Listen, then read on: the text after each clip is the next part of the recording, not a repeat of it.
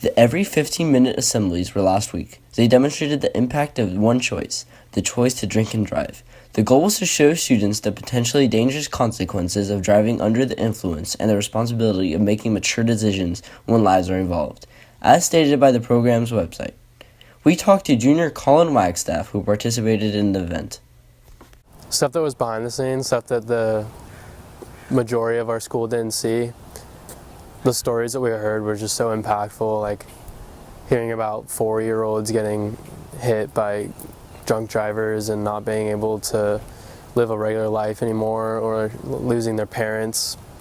It's like, I don't know, it kind of just hit deep, and every single time you see something saying that like a drunk driver hit someone, it's like, that's not just, a stat, that's like someone's family. The first day of the assembly was the mock car crash, which involved several students from LCC and members of the surrounding community.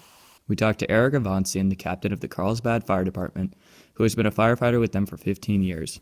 DUIs, driving under the influence, could be drugs, alcohol, anything that impairs you, prescription medication. It affects not only you, it affects your family, it affects friends, it affects administrators at schools. The impact is it's incredible how many people are actually affected by just a DUI crash like this. We also spoke to Jim Betancourt, the Public Information Officer for the Oceanside office of the California Highway Patrol. As the Public Information Officer, I have the unfortunate responsibility to respond to every single fatality or major injury crash that happens in North San Diego County and CHP's jurisdiction. I've seen more blood, guts, gore, and grime than any one man should have to see in their entire life.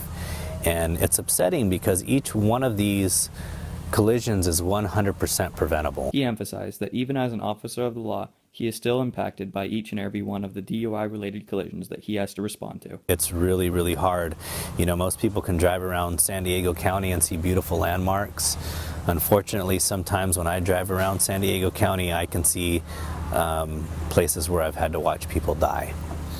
And it's very sad. It's not something that I wish on anybody, but at the same time, this is an important job, an important profession, and I like to believe that we're out there trying to save lives, and that's why we do what we do. The second day of the assembly was the mock funeral.